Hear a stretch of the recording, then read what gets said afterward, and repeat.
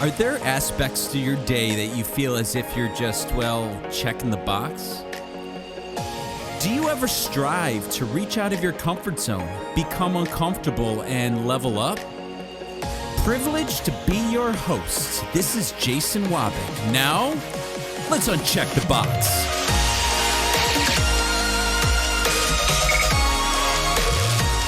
A great day to everybody out there. Once again, my name is Jason Wabick, host of the Uncheck the Box podcast. A great welcome to another day, another week, my friends. Episode number 3. Thank you so much again for everybody, all your support, all the listeners out there, and the encouragement. Wanted to piggyback off what we talked about last week. So just to recap quickly, last week we talked about adding an element of routine and how that could help us level up. How it could help us push ourselves beyond our comfort zone, right? And if you recall, we talked about how it was good to add good habits into our day. And when we add structure and framework into our day and our week, it'll also possibly help us break some of the bad ones. Overall will help us lower stress, improve mental and physical health. And again, what we talked about are some things in the morning time that can help tee up our day for us. Well, today I wanted to focus on a couple things about our afternoon that'll help us execute our day. And then next week we'll finish up on how to wind it down. But today, this is where the rubber meets the road. It's how do we kill it today? Remember, I finished up last week saying that, today is the day when we get through the day and we're at the end of it, we can never get it back. So either we own it or the day is going to own us. It's your choice. It's up to you. Which do you prefer? And some of the decisions that we make in the morning are going to tee up the rest of our day. There's this quote by an American author, Alan Lincoln. It's something I use quite frequently. And it says, failing to plan is planning to fail. And I love this quote because either you have a plan for success or you have a plan for failure. Now, don't misunderstand me here. We've talked about it many times that failure is a good thing because we can grow through it, right? But our plan isn't to fail. We know we will make mistakes, right? But we got to at least have a plan for success. Or our plan is by default is to fail. I use an analogy, with some of the sales consultants that I train throughout, throughout my day. And I oftentimes ask them a rhetorical question. And I ask, is your GPS programmed? And the purpose of that is to use my analogy, in today's day and age with technology, we go on a trip and it's out of state. What's one of the things that we do before we pull out of our driveway? We set our GPS. Why not? We take advantage of modern day technology. And even of those of us old enough to remember maps and MapQuests and TripTiks and all of that stuff, I oftentimes think to myself, how did I get around the United States using a map? And I did. Somehow we got through it, but I don't remember what it was like. But how did we do that, right? Either way, we had a plan, right? What if we don't program our GPS? Could we potentially get to our destination? Sure, we could get there. It's probably going to utilize a lot more resources. It's going to take longer. It's going to use more money because you may have to stop for a hotel or two because you get lost. It's going to cost you money in gas, but you might get to the destination. In fact, you're hoping that you get to the destination. Whereas if you program the GPS, even if you get off your route, it'll reroute you, get you back on track. My friends, we have a plan.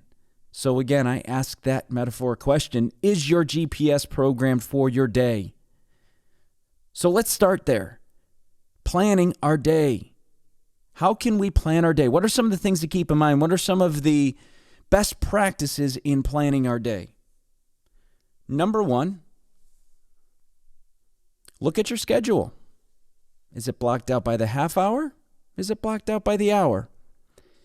Both I think are good time frames. Anything more than an hour, you start to venture into that mental fatigue category. Half hour, hour. I happen to choose an hour. I'll usually go 50 minutes-ish. And then at that point, I take 10 minutes and I get up and I stretch and I take a walk. I walk around the building, maybe go walk outside. And that's not as much for physical exercise, although I will be getting my steps in, but it's really for mental relief, right?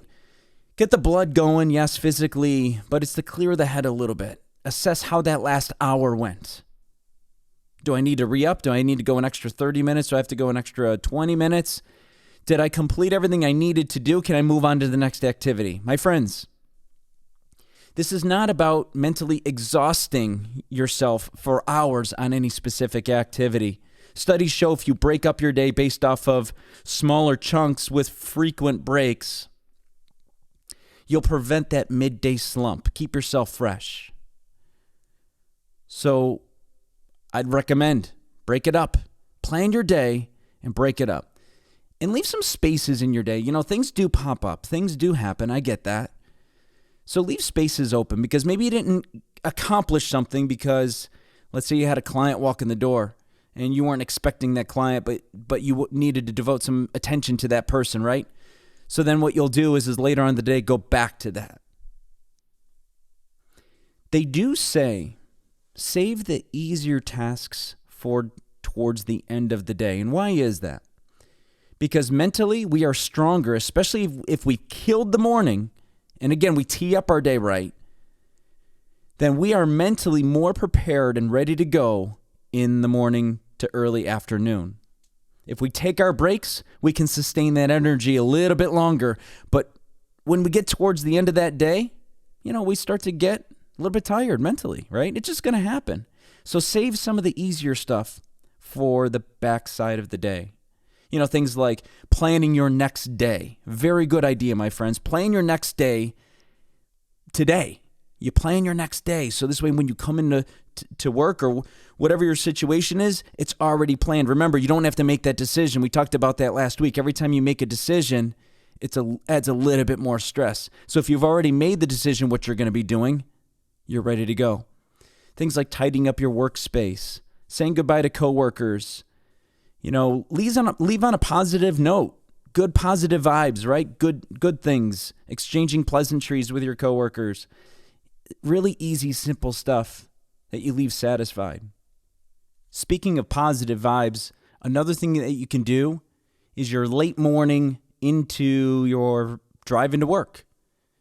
Start your day with some motivation. My commute to work consists of something that is podcast related or audiobooks. I tend to fill myself with things that I'm learning and growing and things that inspire me and motivate me. So when I go to work and I work with sales consultants, I've teed up my day already versus starting my day with something negative, you know, something that's in the news. And listen, news is important, but it can definitely affect us mentally, right?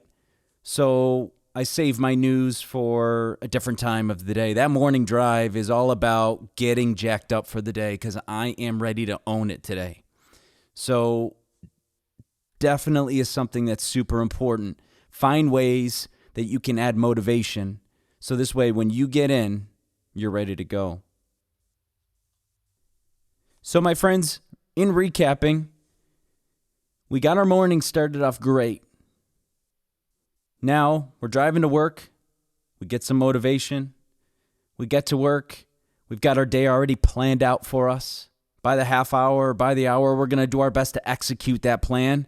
Things do happen, but we're ready to regroup. You know, we're going to put some of the tougher tasks towards the start of the day to prevent, hopefully, that midday slump. We're going to take mini breaks, get up, stretch around, take a walk, get mentally re-engaged. We're going to have to-do lists, but we're going to plan our day with all the information that we have to get done and save some of the easy stuff for the end. We're going to try to leave on a high note, get some easy tasks accomplished, and we're going to leave really good. My friends, again, either we own the day or the day owns us. It's our choice. Let's kill it today, my friends. Let's go get it. And then next week, we'll wrap up with how we can wind our day down at home and how to shut down this awesome tool that we have. Thank you again, my friends, for joining me. Leave a comment and a review. Love seeing those filing in already. Appreciate all the kind words. any ways that I can continue to get better. Once again, it's been a pleasure to be here with you today. I will see you next time.